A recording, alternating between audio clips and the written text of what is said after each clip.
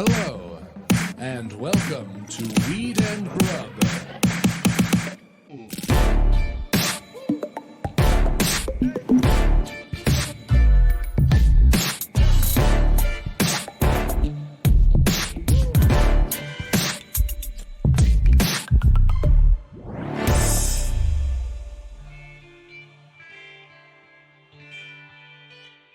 I do want to talk about Kane's penalty kick. Yep. Because we went to the World Cup game together. And right. Shout out to the village. At a bar. Yes. I mean, yes, exactly. But I knew he was going to miss the kick. I knew it. And I didn't want to say it out loud because then I would feel like I'm jinxing it. But I knew he was going to miss the kick because he had psyched himself out before he even took a swipe at the ball. You feel like you could see that happen based on just what you could see on TV. You watched him psych himself out. Yes. Well, so in the very first penalty kick, he set the ball up, they blew the whistle, and then he went up and touched the ball again. Mm-hmm. And I truly feel like that was him being indecisive and having to reset his breath and reset his brain. I don't think it was a play at psyching the goalie out or doing anything. I think that the nerves were at an all-time high for him. Yep. He executed that one. The second kick, I think he psyched himself out because when you're in, it's as much of a mental game as it is a physical game at that point because it's just you and the goalie. And I think he couldn't decide if he was going to go same spot as the first goal or if he was going to switch it up. And then he was wondering, is the goalie going to think I'm going to go to the same spot or switch it up? And we should note that in the first penalty kick, for anyone who didn't watch the World Cup England versus France match, in that first penalty kick, the goalie went the other way. Yes, he actually he faked the goalie out. Yeah. So that's an added layer, right? He's like, oh, I got him so good last time. What am I going to do this time? Yeah. And so he really chess moved himself off the board because by the time he made a decision, he actually hadn't made a decision, and it was almost like as he was stepping up to the ball to take that second penalty kick, he changed his mind. He was unsure, and that's why he just launched it over the goal. I really think he did it to himself. Oh God, it's just I feel sorry for him, and you're like, don't feel sorry for him. It's his fucking job, but it is his fucking job. It is his fucking job, but it's all of the pressure of your entire fucking team and your entire country and fans around the world to save the entire game by just being the only person who can score goals because of penalties. I just feel sick. I feel it's too crazy. It's too much for one person. But of course he signed up for it. So is there anything that comes to mind for yourself that was a high pressure situation where you either did or did not deliver and it was all on your shoulders like that? Oh, you know what? We all have 100 moments like that in life. I can't think of anything specific right now, but I can think of a couple of weirdly life or death situations where I felt under major fucking pressure to do something in that moment and make a choice. And whatever way it goes, it's that moment of pressure. Yeah. Is be in therapy for the rest of your life for that shit. He will be. It'll haunt him. Yeah. I tweeted about it, but I truly believe it because I've had it happen to me. There will be a moment where he's eating a croissant or something and it will just bubble up in his brain and he will let out the loudest fuck you have ever heard in your life. And it'll be out of nowhere. It will make no context, but it could not be kept in his throat and his body had to get it out. He'll just be remembering it. Yeah. Yeah. Truly. And I'm sorry if I hurt anyone's ears with that fuck. I tried to lean away from the mic, but I know that feeling. And because you found yourself doing that in your fucking apartment or whatever. Man, I will never. Yelling a fuck. Yeah. Oh my God, so many times, especially over sports stuff. Remembering things from your sports I days. remember clearly a penalty shot. The guy's nickname was Sharpie. His last name was Sharp. An amazing winger. Amazing. Long, lean arms. So you could really float the puck to him. And his reach was so much longer than a defender's. Did you say he was a winger? Yeah. Okay. Yeah. And so you could really throw it down the rink to him and his long reach would outreach a defender and then he would speed by him. Just a dynamite player. And he had one move and he would either go to your blocker side or your glove side, but he would put his stick around the puck. He would circle the puck, fake one way, and then put it the other way and roof it to the top corner. And he was either going to go blocker side or glove side.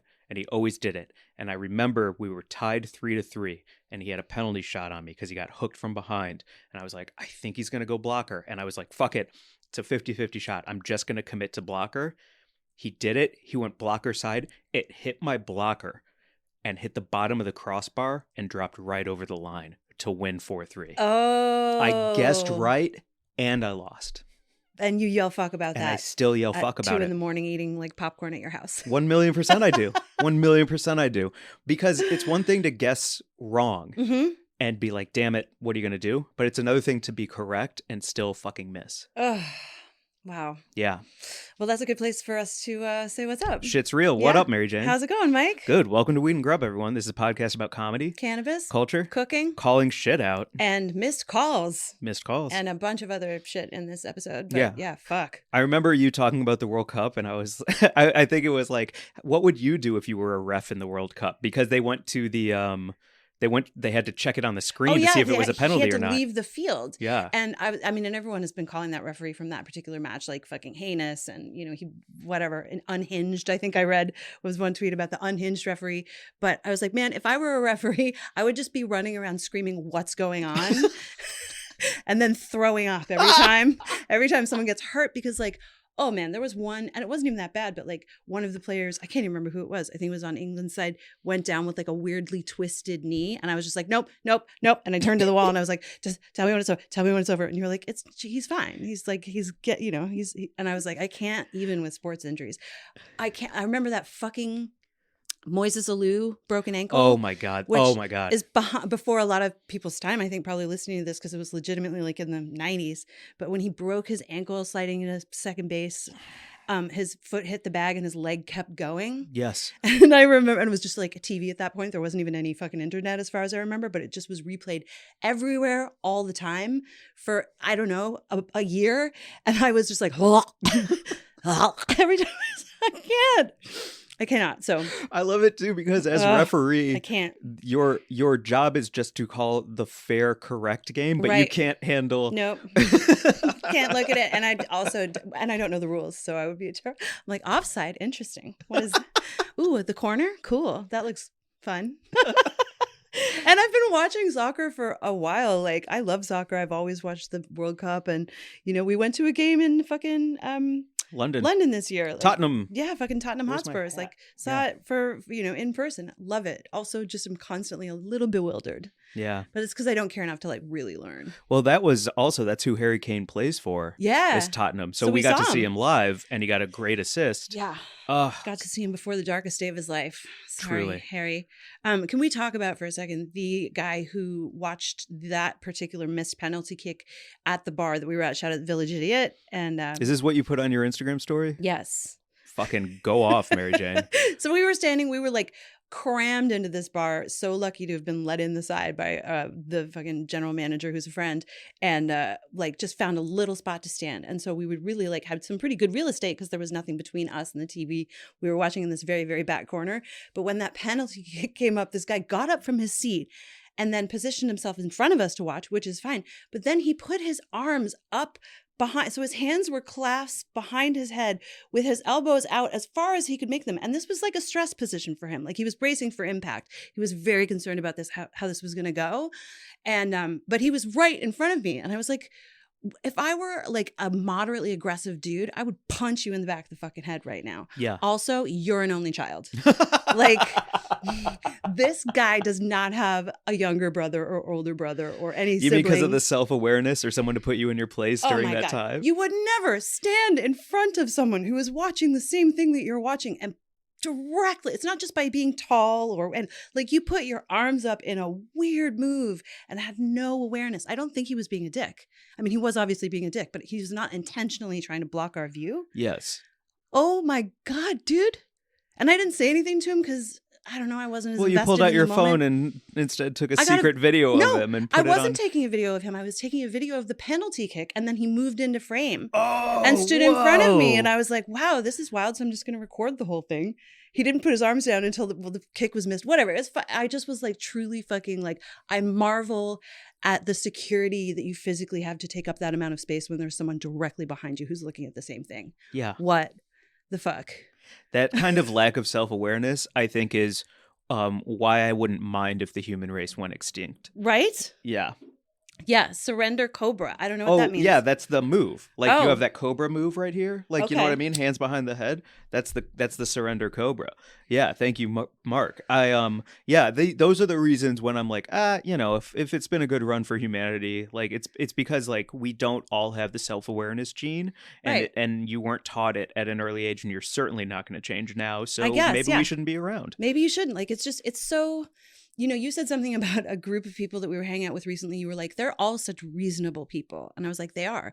They don't have any needs that they can't meet themselves. And they're hyper aware of everything and everyone around them. So they just feel like fully self-contained, self-actualized human units just moving around the earth. And it's just so nice when people are like that. And to have this guy, he was like, it's so unreasonable. Like, what? His legs were like the width of 2 horses. Yeah. Like he took up all the space in the world, not only with his anxiousness, but with his physical presence. And I can't imagine moving into that position without, at the very least, just glancing behind you to be like, I am in a packed bar. It's not like you were standing alone in a field. Yeah, that'd be very funny. I don't object to that. Like if you were a superhero and you just opened a portal and threw him into a field, that would be the shit. You can stand like that over there, buddy, but not here in front of me. Funny enough, he's the kind of referee you're talking about. Yeah, exactly. The guy who can't handle it. Out of here. Also, I understand that kind of anxiety when you're watching your team, but I also don't trust that kind of person as a friend of mine. I think you can be nervous and you can be gung-ho, but what you're showing me in your physical body is that you cannot handle pressure. Even when the pressure is actually not on you, you are just unable to handle the idea of pressure. Yeah. I can't fuck with that kind of person, man. Yeah. I don't trust you in a situation where I might need to rely on you. Yeah, you need to put a lid on it and just calm it down. Everybody needs to be chill and cool and take up your own space and be proud of that. But, I think that's funny because it ties into our news story this week with Brittney Griner. Oh, yeah. Because as soon as it was announced that she was being released, Yeah. this really funny guy on Twitter, his name's Noah something, tweeted and goes, ugh, just my luck. Brittney Griner's sitting in front of me at the movie theater. And I thought that was like a very like cute tongue-in-cheek way of being like, welcome home. Yeah, that's fucking nice. Well, let's get into the news. Let's shout out to the weed we're smoking this holiday week, too. Well, I have a really bad ear infection and I'm deaf in my left ear. So what are you smoking this week, Mary Jane? I'm sorry about that, Mike. I hope you get that looked at real soon. I'm not going to. I heard it can become meningitis and then I can finally... Oh, that would be fun. Yeah. Yeah, let's do that for a while and have Get you have some meningitis. attention. I was just thinking like maybe you could just go home and like put your plunger on it and do like a, what is it? How do you do the sound? No, the other one, the pop. There you go. That's what you need to happen. Yeah. I need that. Yeah. Can I plunge the bacteria out of it? Well, I got it when we were in the Virgin Islands snorkeling, and I'd never snorkeled before, and I'm hooked. Yeah, I'm hooked. But also, my ears are so big and they stick out so far that they really scooped up a lot of water. You think it's size related? I do. I think I'm kind of known for my wide ear holes. Oh, cool. And the ocean saw a fucking hole and took advantage of it. You just brought some of that BVI home with you, I huh? sure did. It's sloshing around in my fucking spinal cord. Wow. Yeah, it's underneath my skull case right now. Oh, wow. So I don't know what to do about it, but it's not healing. It's getting worse. I think my answer for you would be go to the doctor. What are they going to do? We're just going to leave that there for you. Okay. We're smoking a Golden State, or I'm smoking a Golden State right now. Shout out a Golden State. Give them a follow on Instagram. They're at a Golden State. And this is their first GMO cross strain. It's called Garlic Blossom. It's a back cross of gelato and GMO. I don't even know how to read that. It smells so good. It's really nice. It's like nutty and I don't know, lemony, and it's delicious. And it's their holiday hybrid. I don't know when they dropped this, but it was provided in a lovely gift box with some other strains too. So yeah, it's a holiday drop. Yeah. Shout out to Nishant. Yes. Shout out to Simone. Good folks. Good cool weed stuff. They're working on weed policy behind the scenes too. Their company is carbon neutral. Like they do everything they can to reduce their carbon footprint. The weed is grown using water from snowmelt on Mount Shasta. It's all very like nice and copacetic, and the weed's great. Mm-hmm. I love any type of flower where you're using the earth to create more good earth. Yeah. And that's what a golden state is. It's like, yo, let's just use a mountain. Like, why am I going to go get some Dasani when I have a mountain right there? Like, what are we talking about? And this wasn't even an ad. We just like you guys. So shout out, guys. Yeah, true that. Well, do you want to do an ad? Oh, yeah. Let's do an actual ad. Let's do an ad. Okay. Shout out TSUMo Snacks. What's up, Sumo? Thanks for supporting us all year. It's been so cool to rock with them. Go to fun events, meet some of the cool people behind the brand, eat their fucking delicious line of all the flavors. They just came out with a churro flavor for the holidays. Oh, what word? Yeah, it's so good. And they've got the collab with Snoop Dogg, which you can see if you're looking at our YouTube. You can see all of their beautiful packaging right behind us. Yeah. So, if you mess with Snoop Dogg, Eat Snazzalos. I just love that, like, somebody who wants to, like, support our podcast is also fucked with by Snoop Dogg. Like, I can't think of a better way to, like do an advertisement for something than to say, like, thank you for supporting us, Sumo. Also, if Snoop Dogg fucks with you and you two have a collab together, what are we talking about? They're just into what's cool. They're supporting all sorts of, like, comedy and stuff next year. I know they're just, like, around and doing cool stuff. So it does feel very cool to have that, like, highbrow and, middlebrow. What are we? Unibrow. Monobrow. brow. Or unibrow. Yeah. Yeah, so go to sumosnacks.com, get a free sample. It's unmedicated, but who doesn't want some fucking free delicious chips? And then you can pick up the medicated version at any dispensary in California. I think they're statewide right now. Yeah, or go to Mary Jane's place and she's got a couple bags in her pantry. Yeah, come on over. Mm-hmm. I'm between on Meow Street. Yeah. Let's do our news.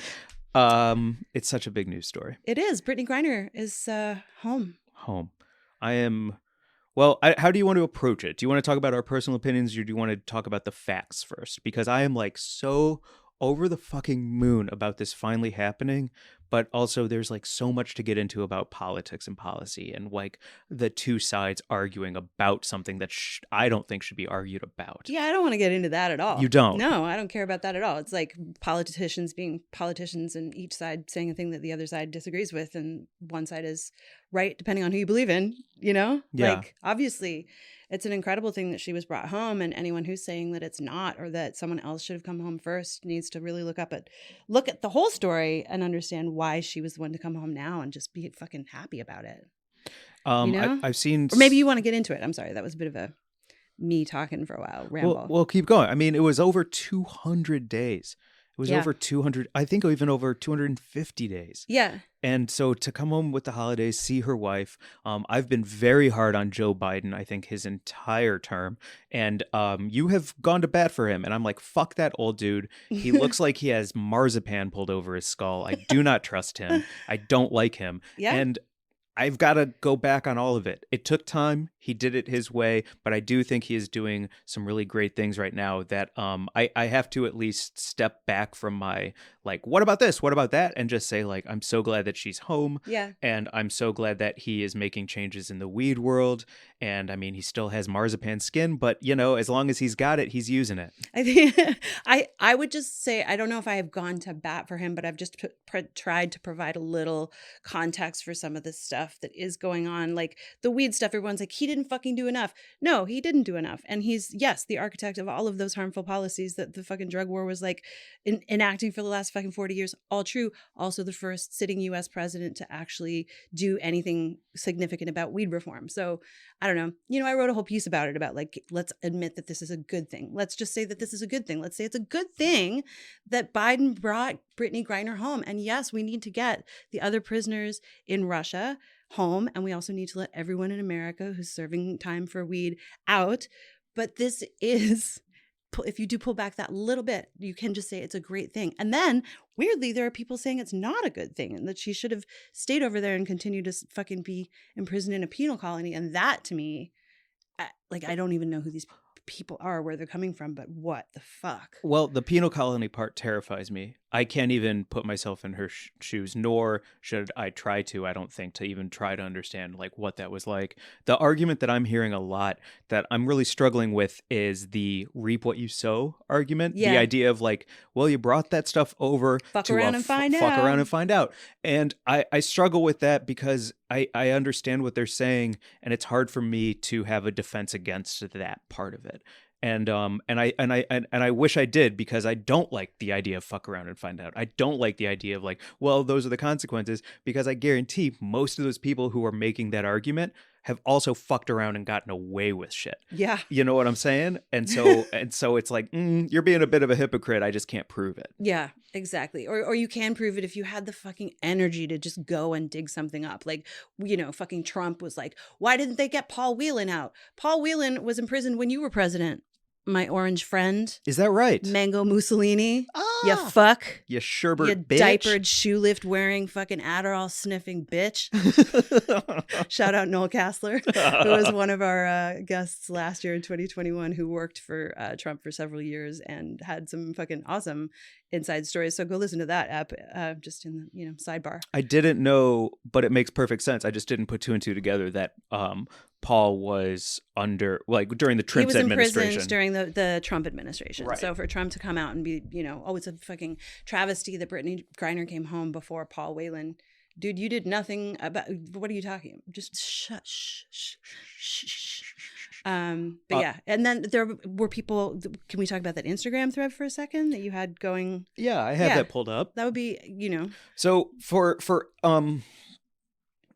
the other thing, and I'm sure so many people already have read this on Twitter or whatever, but the idea was, how can we trade this is what I'm reading, not what I'm saying. Okay. How can we trade a WNBA basketball player for the merchant of death, a fucking arms dealer? Mm-hmm. Like, that's not a fair trade. We're putting danger back into the world for what? For somebody who can dunk? Give me a break. Like, that's what everyone was saying, is like, this is a bad trade for America. And then this person came out, Amon M, at Amon M, and said, I've been thinking a lot this week. Actually, let me give them a little more credit. They're on MSNBC. I've been thinking a lot this week about the Brittney Griner exchange and trying to understand why some people are disappointed in the swap, saying it's not a fair trade and somehow we lost because we gave up a ruthless arms dealer for a Black American female athlete. Russia wanted a ruthless killer.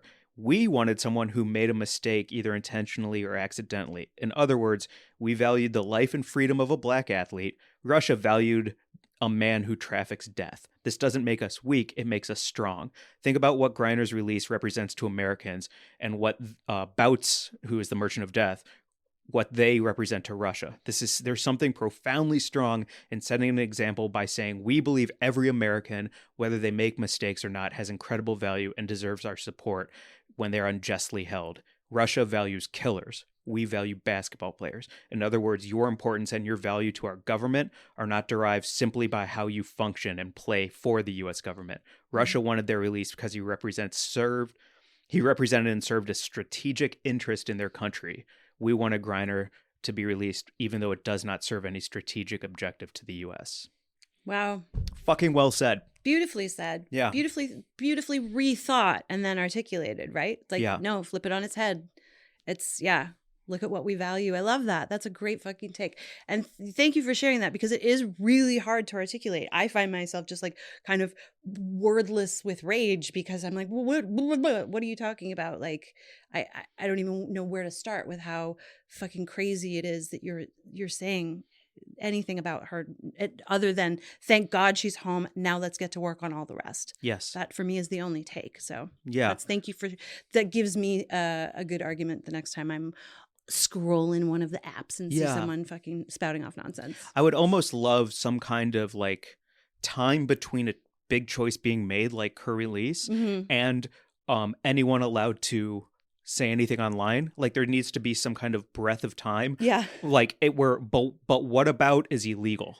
Like, it's an illegal thing to say, but what about? Right. You're not allowed to until you take 3 days and you simmer the fuck down, and then you can come out with a well thought out thread. But as soon as her release happens, you're not allowed to tweet some fucking, but what about Paul? But what about Merchant of Death? But what about any of that? Nope. 3 days, illegal. It's like a reverse purge where you have to purge yourself before you're allowed to go online. I fucking love that. I would love if you had to like read the measured, Associated Press or fucking Reuters or whatever article about it. And as you read it, it does a retinal scan. And then that retinal scan logs the date and time. And then you're not allowed to log into any of your social media apps or maybe even into your email. Who the fuck knows? I think 3 days is reasonable. 3 days. 72 hours? Yes. Yeah. And then you can scan your retinas and then you can say whatever you want. If you want to be a racist fuck. Absolutely. Or whatever the fuck it is you're saying, you dumb. Yeah. Yeah. You're allowed to have freedom of speech, but not for 3 days. That's my pitch. Cool. On either side. Cool. Yeah. I like that. Because my other point, and I tried it as a stand-up bit, and it went fine, but Okay. Who cares? Was Are the all idea? your stand-up bits just good ideas? Yeah. Okay, great. Yeah. Great. I'm what is known as a clever comedian. Great. Yeah. Everyone doesn't laugh out loud, but they nod Mm-hmm. in And then appreciation. they write it down. Note to self. Yeah, I sold out a theater. How was it? We made a lot of points. Yep. So I feel informed. I'm sorry I stopped you. I'm sponsored by the New York Times crossword puzzle Yep. and Webster's Dictionary. Great. Come see a show. Mm-hmm. And but my thought was like, the Merchant of Death is also like, he's not the Merchant of Death anymore. That dude has been in jail for 14 years, so give me a break. He doesn't even know. I disagree. He doesn't even know Nope. what's out there. I feel he's the same fucking guy always. He's Merchant of Death. They gave him that like oddly cool nickname whenever it was. And it's just like Hulk Hogan or whatever. Like, you're just that guy. You're just a much worse version of whatever that is. Like, oh, you think he's jumping back in 2 feet? I think the fact that full Victor force? Boot is now like fat and old doesn't mean that he's not going to go back to being terrible immediately. Oh, I was hoping he would just like retire. Oh, you kick think his he's going feet to like up. go eat pasta in the fucking Sicilian seaside or Yeah, something? until Putin flies in, he's like, "We need you for one last gig," or No, like I whatever. think he's it going is. to go back and be, doing his whole thing. You do? Yeah, that's what they do. Well, then we can snipe him with a drone like we do everyone else. Okay. Like now we can kill him from afar like Right. we do all the time. That's right. We couldn't kill him when he was in federal lockup. Exactly. can Now just- we can just snipe that bitch. We can nail him. Uh-huh. All right. And I hope Brittney. No, I don't want to say anymore. Okay. Okay. That's our news story. And I am so glad that Brittney Griner is released. And Yeah. I know you are as well. Fucking welcome home. And truly, what an amazing dream guest Brittney would be someday. Maybe we can have her on this podcast. I would love to. It would be a fucking, Yes, please. that would be a goal. Goal. Do we have any more World Cup stuff to talk about? Or are we moving on to our next segment? Let's move on to our next segment. Okay. Because we don't know who won the World Cup yet. So I'll have more to say once we see if Right. Argentina ends up winning. Yep. Maybe Argentina versus France. I hope Maybe. so. Maybe that'll be the matchup. I We'll really see. hope so. When England lost to France, I had been making fun of France the whole game and their red leg coverings and their dumb red legs. And then the second France won, I was like, well, I guess I'm I'm rooting for them now. Such so. a sport fan. Listen, I'm the easiest, most available fan. I will vote for you for a fucking pretzel. I don't care. Vote. Root. I don't even know. Vote for, root for, watch the game with. I don't care. I don't care at all. I'm there for the snacks. Okay. Are we talking about White Lotus? Sure. I haven't watched it. It is the greatest fucking theme song of all time. I did watch the first episode of season 2, and then I've read the recaps of all the rest because I'm a lazy fucking bitch. So I do know what happened. I But I think haven't that's a watched great it. way to watch TV is to read it. That's awesome, Mary Jane. I couldn't stand being left out, and I just didn't feel like watching it because it just kind of like it stressed and bummed me out in a funny way that the season 1 did not. I loved season 1 and waited like every week so much. I was so excited to watch it. And this season, I don't know what it was. I was just like, I know what it was for stressed me. out. I didn't enjoy this season either. Okay. I actually I will make fun of you for only reading the recaps, but I did for 3 episodes towards the second half because I Okay. didn't want to spend an hour, 10 minutes Right. watching people who don't want to be there lie and treat each other like shit and be miserable. Like that wasn't entertaining to me. And I wasn't watching it with people who, had I been watching it with people who find that to be a comedy, like because Jennifer Coolidge, Yeah. I know so many people who tweeted about it and they were like, this is a very funny season. And had I not watched it alone, maybe I would have found the humor in I it. think I needed to watch it with someone. Yeah. I wish like I'd been watching it with you because I have such a great time watching TV with you, like smoking a joint or whatever, watching a show and like stopping it to talk about it and doing all that kind of stuff. I've never done that really like before, like breaking TV down. And I think since moving to LA and being more interested in like how it actually fucking works, doing that with you is so fun. Yeah. And it's given me a new appreciation for watching TV. But like, I'm not great at watching TV. I'm mm, great at watching 10 minutes and stopping it and talking about it with mhm, somebody. mhm. That's where the most joy in TV. Like when we sit as a family, like my family's coming to visit, and I know if we watch a movie, it's silent for 2 hours. Oh yeah, that's how as we watch the fucking thing, right. and I'm aching to pause it. Remember when we watched that movie with Walt? With Walt and his daughter Maya last Thanksgiving, we watched Con Air and weren't thinking, got stoned, turned it on, talked through the whole thing. And Walt is so nice. He didn't say anything, but afterwards I was like, I'm pretty sure that wasn't fun for him. Yeah. Because Yeah. I was just like yapping with you about Oh. like cinematography and Bass explosions or Bruckheimer explosions or whoever's the director. Yeah, we yapped through the whole thing. yeah. Yeah. That's how I watch TV. You read it and I talk through it. We're I- great hangs. We're great hangs. Well, I'm going to go and watch White Lotus, I think, just to see Jennifer Coolidge's performance because she's so legitimately genius on every level as a physical. Like, I've been watching a gif of she does a little run on a boat and everyone's tweeting about it. And they're like, look at this moment. I'm like, yeah, I need to go watch that. But Yeah, but the Yeah. season was not for me. okay. I didn't like it because of the I needed some levity and I needed one character besides Jennifer Coolidge to be funny Yeah. and do anything except be a fucking bitch and Ugh. a cunt. Honestly, I couldn't stand the assistant. That's why I think I didn't want to watch episode 2 was Mhm. because she was so exhausting.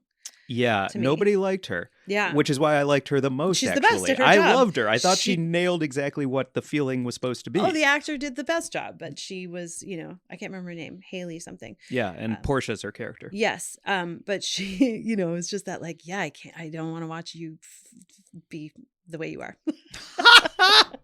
I don't like it. Wow. And that's why I'm watching CSI because it doesn't require anything of me, including an opinion. When I think for something like White Lotus 2, that I really loved about the first season that I didn't love about this season was the first season had me on tender hooks. Tenter or tender? It's tender, actually. I thought it was as well. Weirdly. Tenter hooks. Yeah, you would think it would be tender, but it's about tender. who was going to get killed, who was going to commit the murder, who was angling to do the murder. And I really continually forgot about the murder in this season because everybody was playing such like low stake petty games with each other emotionally that I started to want all of them to die instead of loving any of them enough that I hope they didn't die. Right. And I think in the first season when Armand, He's like the hotel manager. the hotel manager, when he's the one who gets it in the end, I'm so bummed. He did cocaine and ate a fucking dude's asshole. Like, Yeah. I am a fan He of a pooped in a suitcase. He's shit in a suitcase. Ugh. Yo, I don't want him to die. Yeah. I want him to continue to shit in suitcases and eat ass for the rest of his life. What a wildly great depiction of an absolute fucking villain, trash piece of trash person who you really root for and like and feel sorry for. Yeah. And empathize with. Exactly. And I was really missing that from White Lotus season 2. Okay. So I think for me, if they're going to do a third season, bring back some suitcase shits. Bring back some cocaine. Bring back some like characters that are abhorrent and I love. They got to be abhorrent. Yeah. Rich people. That's it. Rich people not really suffering any consequences for being terrible people. Yeah, exactly. And I want you to shoot it in Branson, Missouri Oh. or Miami, Florida. Okay. Like I need some trash. I need some sandals being carried Oh. as people are hammered. I want some like saltwater taffy. Okay. I want one of these rich people to put a penny into a penny crusher and see what it looks like to come out the other side. Okay, I was going to say I want them to go somewhere really fucking cold. There's this place in Sweden called the Ice, or maybe Norway. Anyway, it's an entire hotel that they make out of ice, and it's crazy expensive to stay at. And the beds are like blocks of ice covered in furs, Whoa. and the whole thing is like carved out of ice. And it just sounds crazy cool. And I've always wanted to go there, and I think it's really expensive. So maybe White Lotus could be there, and everyone's like dressed in fur and like, That's cool. Yeah, but then Under you're the not going to northern see hot lights. bods. That's why you should watch the second season, honestly. The dudes' bods Yeah. are crazy hot. Okay. Crazy hot bods. All right. Like the 6-packs are 8-packs. I did see, Ethan cum with his shirt gutters. off is Yeah. pretty fucking hot. It's crazy. Cum gutters. Oh yeah, those little lines next to your Yeah. wang. Is wang a weird word to say? Before we move on, do you want to rank dick slang? Sure. What's like top Like top I say 3 dick dick. slang? I say dick. Okay. Then cock when you're in like a sexy situation, maybe. And then wiener to be funny. Okay. That's my top 3. So wang is not in your No, top 3. I have no idea why I said that. I just got nervous. Because wang is funnier than wiener. Maybe. Not for me. I should have said wiener. Let's edit this out and go back, and then we'll just replace me going wiener. Oh, schlong. Schlong's funny. Schlong's a good one. Schlong's funny. You know, when I was in junior high, we used to say tube snake, and I thought that was pretty funny. That was, That's good, that too. was like a grade 7 one. That's really good. Yeah, tube snake is pretty. Yeah. Yeah. Trouser snake. Also, Also. yeah, sure. Yeah. But tube snake's really good. Yeah. So what you got? I think wang is funnier than wiener. Okay. I think cock is the hottest thing for somebody to say to somebody else. Yeah.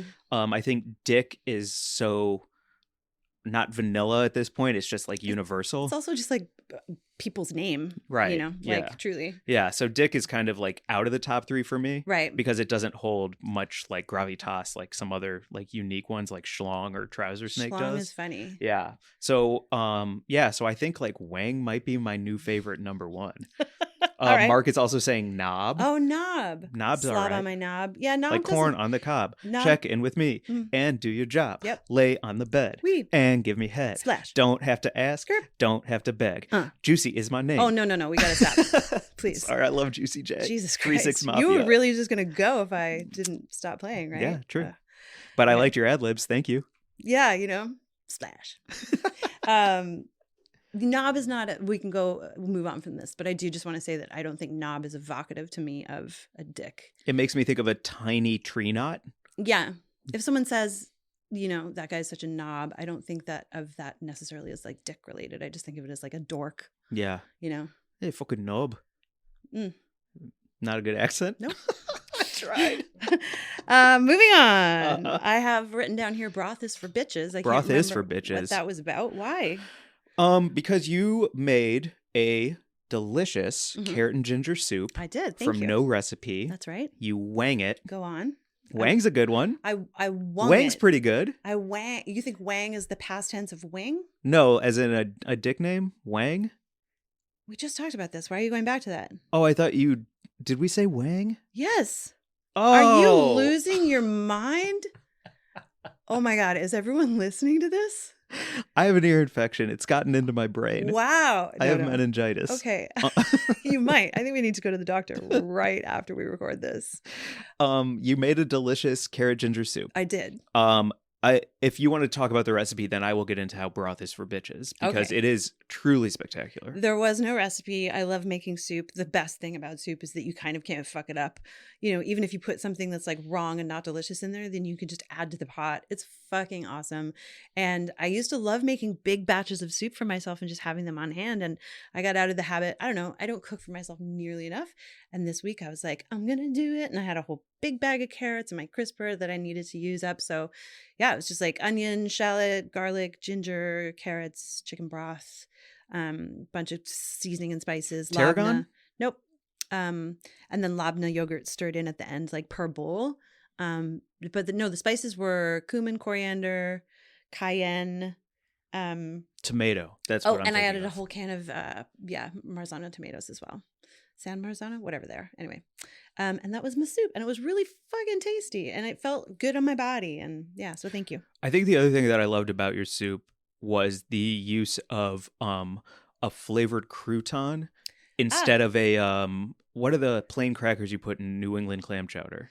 Like saltines, kind Like of, saltines or and oyster oysters. crackers. That's it. Yeah. Yeah. And instead to use a seasoned crouton as that crunchy cracker Those was were- so good. Those were left over from Thanksgiving. I bought some like dried Thanksgiving stuffing croutons, and so I'm just kind of using them on everything. It's like I've used them as breadcrumbs and salads. It's a delicious little hack. So thank you. Yeah, great Yeah. hack. Thanks. And I have been so staunch about my anti-soup campaign. Right.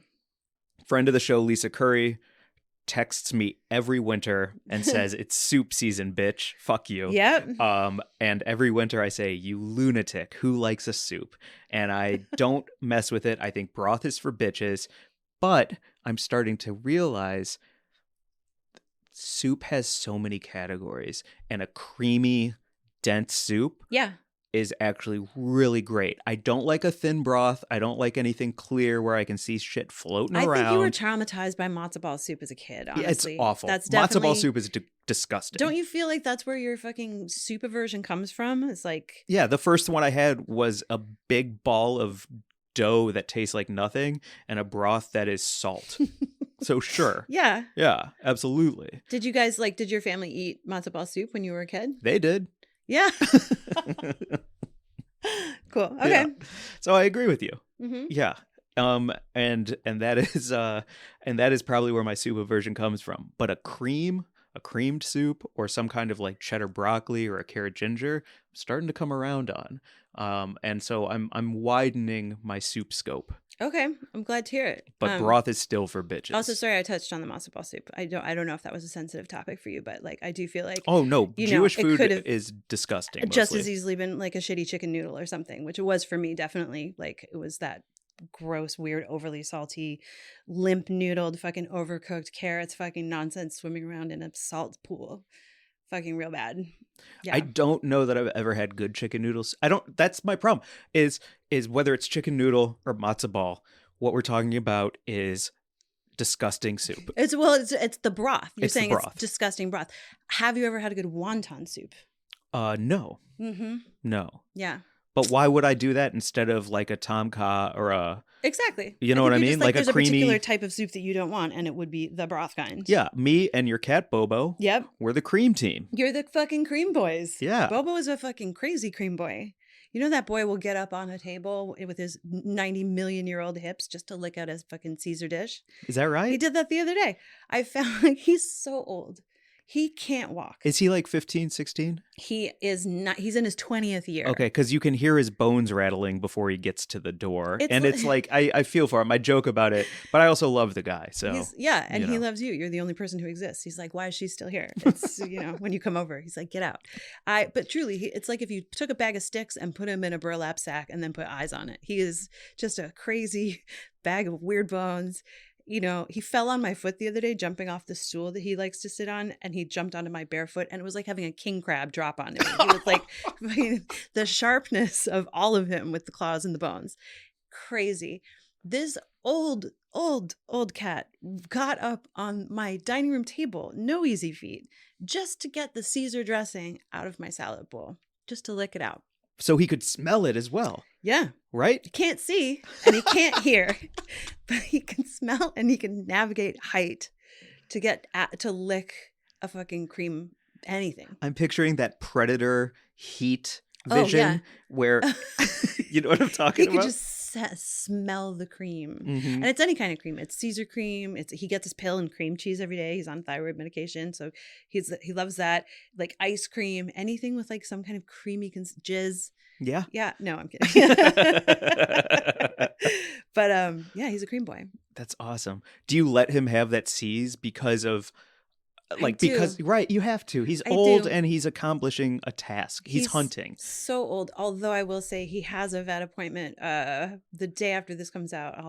I'll update you on it, but he's going on a special diet, and I'm also taking him in to see about his geriatric hips. And I think when he's on a limited diet, I'm just not going to be able to let him do that anymore. You have to like really limit what they have so the diet's effective. And so his cream days may be over, but we'll see. We'll see. Will you please ask the vet and be like, he's kind of a creamer. He's a cream boy. Yeah. He needs the creaminess. Yeah. So can we get Dr. Ebling will, yes, I will ask Dr. Ebling if Bobo can continue his cream boy adventures. Please, it's really important. 21st year and beyond. Jesus Christ. Yeah, he's going to live forever. Cool. Yeah. Oh man, that's wild. Well, I'm happy to, in the meantime, whenever I'm over, share my like ramen broth with him or something like that. Yeah. Totally. I love that. Okay, cool. Moving on? Yeah. All right, we got a few more things to yap about. One of them is you got mad at Barnes & Noble the other day, and I wanted to hear about that because I didn't know exactly what that was about, but you were like steamed. You just texted me Barnes & Noble. Yeah. And I was like, okay, we're going to get into it. Man, fuck this country, man. I'm so sick of this shit. What happened? I always warn you. We've known each other long enough now that I always warn you, and I always remind you I get weird over the holidays. I get ornery. I get fucking anxious. I don't like buying presents for people. Mhm. One, because I don't want to spend money because the government is making me through some bullshit tradition. I don't believe in FOMO, and I don't like peer pressure. And so I don't like the idea of like, you have to do this thing, otherwise you're a bad person. I suppose other people would say, Mike, it's all about making other people feel good. Giving and celebrating is a nice thing. People might say. People may say. It's the act of giving that makes you feel good. Some would say. Mm-hmm. Go on, you're a great gift giver. You know it. So I went to Barnes and Noble because they have a good variety of things. I don't want to say books and such. I don't want to say too much because I did get some gifts for some people who listen to this. Okay. And I don't want to tip my hand. Are you talking about fam, me? Fam and you. Mm-hmm. But there I looked, and they have a whole section that says highly recommended books. Oh. And it is every weed book you've ever seen. Bon Appetit. Shout out Elise. Mm-hmm. She just got into the Hall of Fame. Did Yeah. you see that for edibles? Yeah, in the Northeast Leaf magazine, Danny Danko wrote about his Hall of Fame. He's starting a Hall of Fame for edibles, and the first 10, Elise was one of them. It was fucking, yeah. It's awesome. OG shit. And so I'm not going to name the other books because I don't know who they are, and I only care about Elise. Elise McDonough. Everyone follow her on Instagram. I think she's at Elise McDonough. Yeah. But the fucking idea that this chain store in the middle of the Grove, which is one of the like wealthy fancy malls, Mm-hmm. where they would rather shoot a homeless person in the head than take care of the homelessness problem. Like it's just like, we gotta make everything look pretty so people spend a shitload of money. And in the middle of that place, there's something that says highly recommended in a fucking chain bookstore, a national bookstore. But why are you mad about it? Because I can't smoke weed all over the country, and Brittney Griner is going to fucking prison. Right. And we have all of this bullshit hypocrisy everywhere, yet I'm allowed to go into Barnes and Noble and get some cheeky fucking cookbook with weed, and they're allowed to say highly recommended, and through all of that, people are still going to goddamn prison, and taxes are out the fucking asshole, and Ted Cruz gets to smoke a cigar and like have his wife rub his feet. Like, I hate all of it so goddamn much, and it drives me fucking crazy. And so I ended up like flipping the table over, and I pushed all the books off, and I said, you're not going to get me, and I'm not allowed back, but I'm happy about it. And that's why you've been hiding at my place for the last week? Yeah. Wow. Fucking heard on all of it. I just realized what I'm going to get you for Christmas. It's Prozac? Prozac and a bunch of weed books. No, I was going to say an end to hypocrisy, but Oh, please. if that were possible. Yeah, make a coupon Because so I can cash it in. No, I mean, fucking heard on all of it. Yeah. It's so crazy. Madly infuriating. We have a guest coming up who we have a project that we've worked all fucking year to make amazing. And I'm not going to say much more because I'll wait for the episode because we haven't recorded it yet. But what keeps coming back to us is like, Toyota won't give us money, or like we could never put that on HBO Max. Meanwhile, there's some fucking book that is, making money for some faceless corporation, with the exception of Bon Appetit. Well, even that's Vice. I don't know any of those. I don't know any of man. those books that were on that table. I'm not mad at those books being available or people writing those books, but like, yeah, I see what you're talking about with the hypocrisy of Barnes and Noble making that a display with all of the things that you're talking about. Yeah, everyone should write a weed book if they have a weed book in them. There need to be more good weed books, in my opinion. Most of them are fucking stupid and hokey, and written by people who know nothing about weed, frankly. So again, Elise is like, but what's the difference between writing a book about weed and making a podcast about weed? Anything that has to do with weed. Like, I don't like the this is okay but because we it's do a it. book. Right, but we also like smoke fucking weed and like do things to make the world a better place. Yeah, I don't know. I think we're getting into like some sticky territory about like what the motivation is behind those people who wrote those books about weed or whatever. And like I think I could focus on the issue that it feels hypocritical to have a big shiny display at Barnes and Noble while people are suffering because of the consequences of the fucking drug war still. Yeah. Fully hard on that.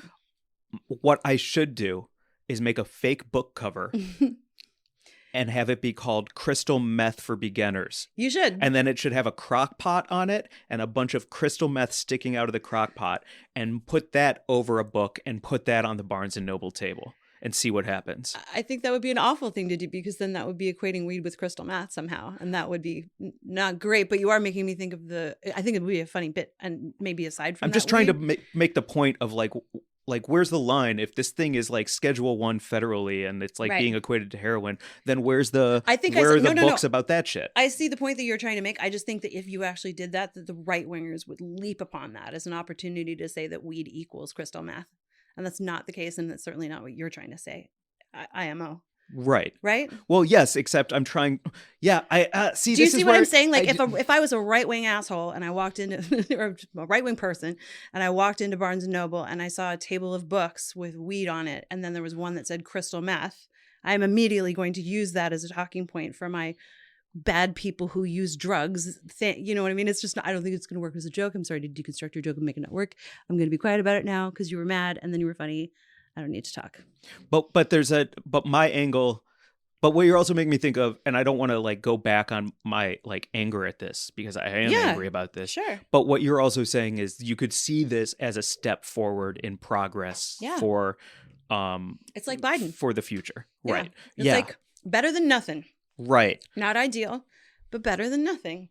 Maybe it'll make that, grandma from Oklahoma's granddaughter be like, oh, look, if it's on this display at Barnes & Noble, I can send it home to her and maybe she'll read it and understand me better as someone who likes weed or whatever. Okay, new joke pitch. Instead of putting that book, Crystal Meth Crock Pottery, instead of putting that book in with the weed ones, you make a separate table of that says other drugs.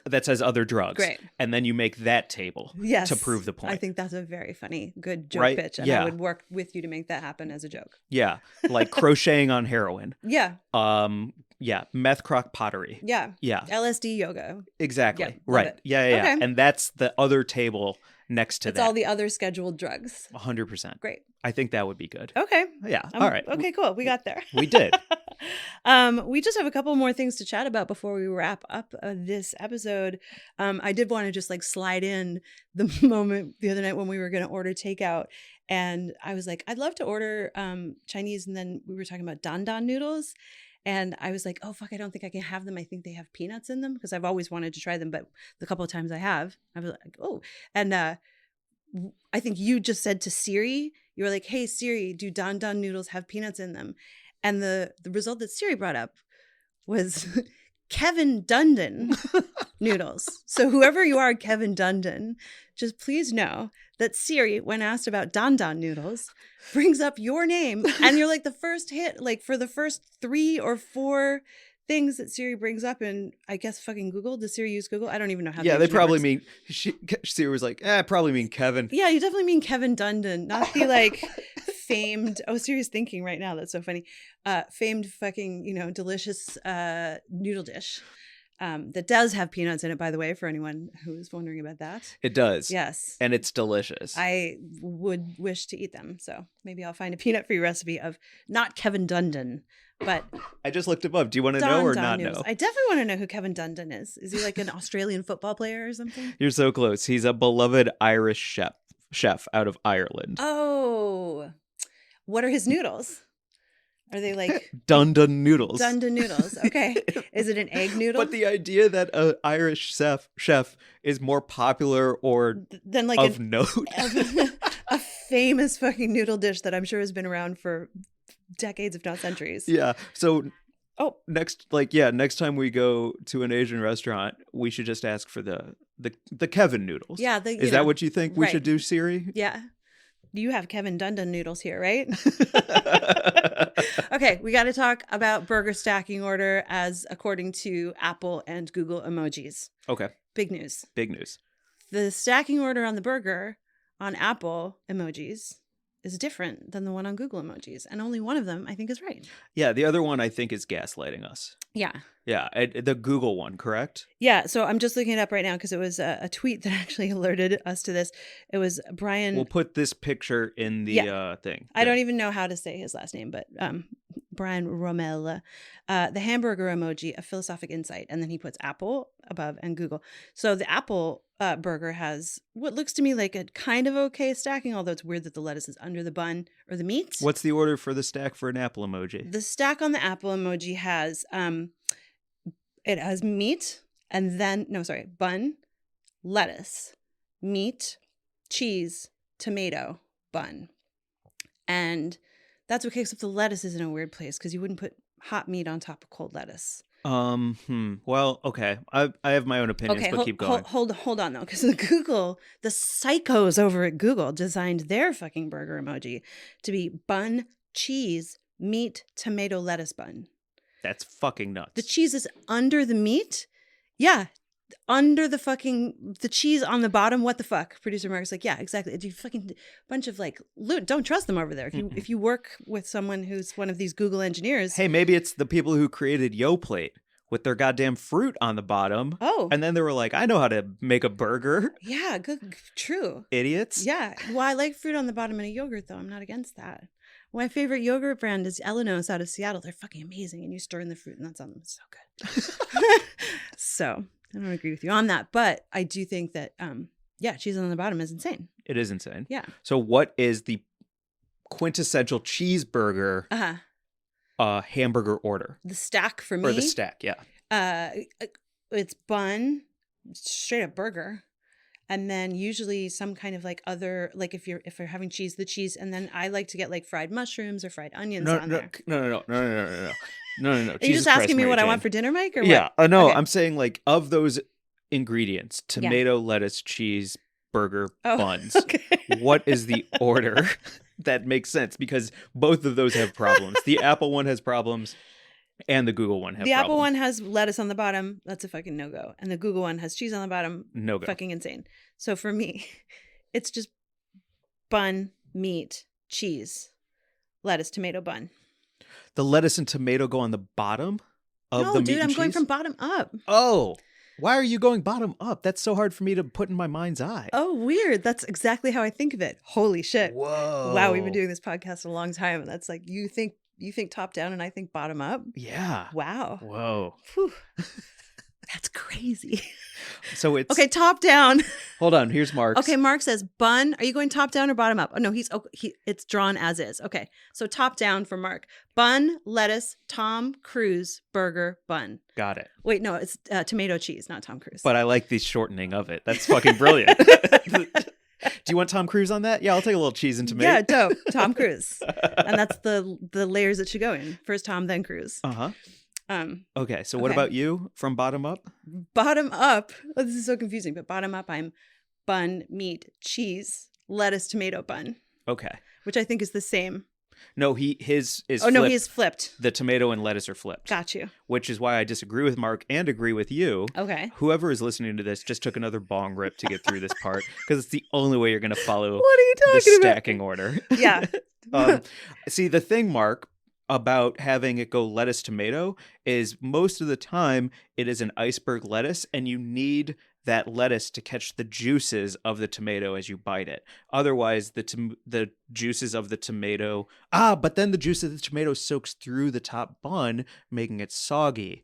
Holy shit. Holy shit. Now I'm rethinking my answer because I hate a soggy bun. You got to toast that bitch. You got to toast that bitch. Yeah. You do. You got to have a toasted bun. And we're not going to get into condiment sealants. We didn't. Yeah, obviously. Sorry. Mark is so funny. Yeah, you didn't want to hear about my fried mushroom game. You didn't want to hear about my caramelized onions. We didn't talk about fucking bacon or gorgonzola or any of those add-ons. Right. This is just an emoji stack.